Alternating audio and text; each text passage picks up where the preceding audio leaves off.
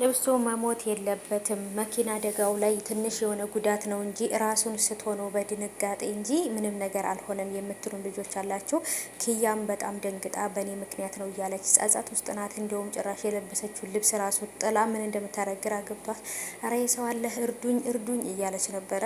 እንግዲህ የሰኒም እህት ራኬብ የረሳቸውን ቁስል ለምን አታገቢም ለምን ፍቅረኛ ትይዥም ብላ በጠየቀቻት መሰረት እንግዲህ የበፊት ባሏን ፎቶ አቅፋ እያለቀሰች ነበረ።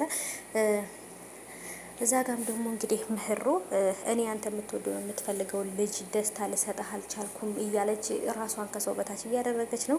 ጽናት እውነቱን ለኪራ መናገር አለባት። ስለ ቤኪ ሁሉን ነገር ካልነገረችው ልክ እሷ ወይም ሶሲ ፍቅረኛው ወይም አፍቃሪው የተናገረችውን ነገር ትክክለኛ ነገር እንደሆነ ከስልኳ ላይ ሲደወል ስታወራ ካያት ጥፋተኛ እሷ ናት፣ እውነቱን ትንገረው የሚል ብዙ ሰው ነው ያለው። አሰላሙ አሌይኩም ወራህመቱላሂ ወበረካቱ። ሰላም ውድ የተከበራችሁ የቻናሌ ተከታታዮች እንዴት ናችሁልኝ? ከኔ ጋር ሁሉ ሰላም ነው። ሰላማችሁ ብዝት ትርፍ ይበልልኝ ባላችሁበት ውድ ቤተሰቦቼ። ለዚህ ቻናል አዲስ ከሆናችሁ እንደተለመደው ሰብስክራይቧን ጠቅ አድርጉ፣ ቪዲዮዋንም ደግሞ ላይክ እናንተዬ ማለት ነው። እንዲሁ ስወዳችሁ እኔ እኮ በፈጣሪ በእናታችሁ በእንትራ ምናምን ብዬ መለመን አልወድም ማለት ነው። ስለዚህ ሰብስክራይብ አድርጉኝ። ሰብስክራይብ ያደረጋችሁ ደግሞ ከሆናችሁ ቤተሰቦቼ ከሆናችሁ የምትከታተሉት አዲስ ካልሆናችሁ የቪዲዮ የላይክ ምልክቱን ተጫኗት ማለት ነው። ምንም አይከፈልበትም ውዶቼ። እናንተ ቪዲዮን የምትወዱት ከሆነ ቪዲዮ ላይክ አድርጉት ማለት ነው ውዶቼ፣ ለብዙ ሰው እንዲደርስልኝ ማለት ነው። ቻናሌ ቀዝቅዟል። እኛ ወደ ላይ እያደግን ነው። ወደ 21000 ሰብስክራይብ ልንገባ ነው። ስለዚህ አበረታቱኝ፣ ከኔ ጋር ሁኑ፣ ደግፉኝ እላለሁ ውዶቼ።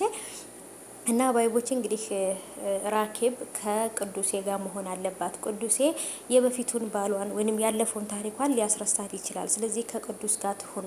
ራኬብ ቅዱስ ጋር ብዙ ጊዜ የምትሆነው። ስለዚህ እሱም ለሷ እሷም ለሱ ትሆናለች። ስለዚህ ሁለቱ ይጋቡ እያላችሁ ነው ማለት ነው ውዶቼ። እንግዲህ ይጋባሉ። ወዲህ ራኬብንና ቅዱስን፣ ጨበርዬንና ቦርጮን፣ ናቲን፣ ኪያንና ይሄን ደግሞ የኪራን ጓደኛ እናጋባቸዋለን።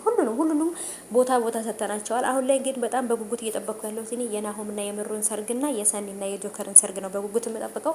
ሁሉም ነገር መስመሩን ይዞ በተራ ይሆናል።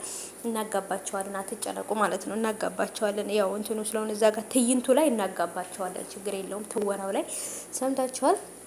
እና ወዶቼ ምህሩ ራሷን ከሴቶች ከማንኛውም ሰው በታች ማድረግ የለባትም። ምክንያቱም ምህሩ ብቻ ናት። ሌላ ምህሩ ልትፈጠርም አትችልም፣ ልትወለድም አትችልም። በቃ እኛ ነን። በነገራችን ላይ እኔ በዚች ዓለም ላይ ማንም ይውደደኝ ማንም ይጥላኝ እኔ ብቻ ነኝ። በቃ አይደለ?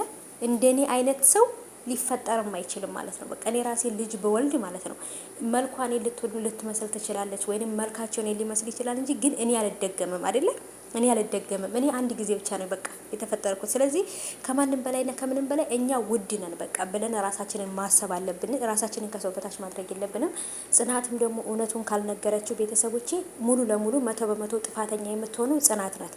ስለዚህ ሶሲ ለኪራ የነገረችው ነገር እውነት መሆኑን ራሱ ከማረጋገጡ በፊት እውነቱን መናገር አለባት። የተፈጠረው ነገር ስለ ቤኪ ሁሉን ነገር እውነቱን ትንገረው በቃ።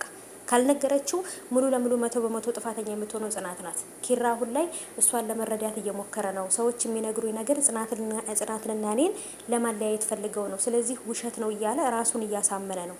ስለዚህ ይሄ ማለት ደግሞ እውነቱን ደግሞ እስካልነገረችው ድረስ በራሱ መንገድ ከደረሰበት ግን ነገሩ ወደ ሌላ ነው የሚሄደው ማለት ነው። በቃ ኦሬዲ እኔን ጠልታኝ ሌላ ሰው ወዳለች ብሎ ነው የሚያስበው። ጽናት ግን ከሱ ውጪ ሌላ የምታስበው ወንድ የለም።